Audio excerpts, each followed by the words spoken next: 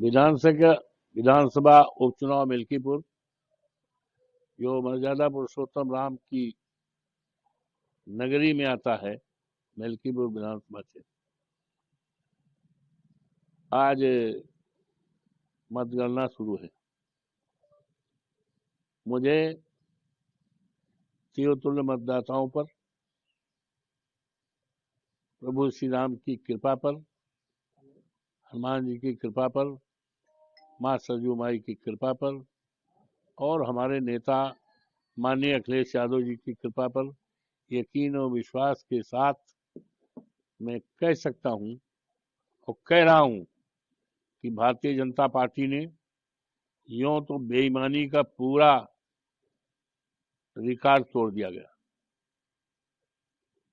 विश्व में जो गिनीज में नाम दर्ज किया है बेईमानी में, और इसके बारे में हमने बहुत पहले कई बार, यहाँ तक 4 फरवरी को चुनाव आयोग भारत सरकार, चुनाव आयोग उत्तर प्रदेश और जो हमारे यहाँ पर चुनाव में ऑब्जर्वर आए थे 2, उनके सामने पूरी बात रख दिया था।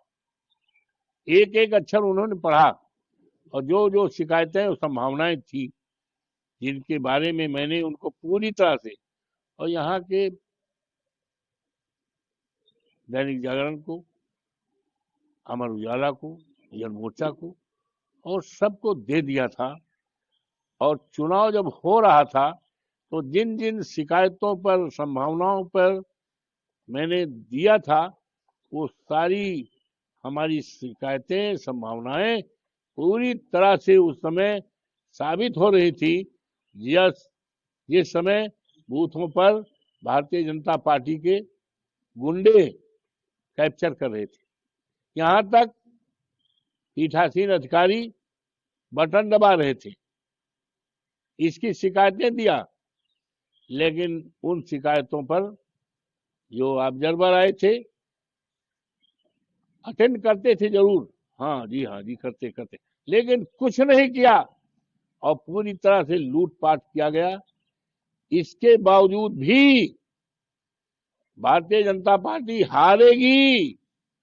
समाजवादी पार्टी का उम्मीदवार, अखिलेश यादव जी का उम्मीदवार, पीडीए का उम्मीदवार अजीत प्रसाद जीतेगा और एक इतिहास इस देश में कायम होगा कि मर्यादा पुरुषोत्तम राम की धरती पर जिस तरह से भारतीय जनता पार्टी ने प्रभु श्री राम की मर्यादा को खंडित किया, फर्जी वोट डलवाया, कार्यकर्ताओं के पीठ पे लाठियां मारी, पुलिस के लोगों ने न जाने कितनी भद्दी भद्दी गालियां दी, ये सारा रिकॉर्ड बनाया है बेईमानी का।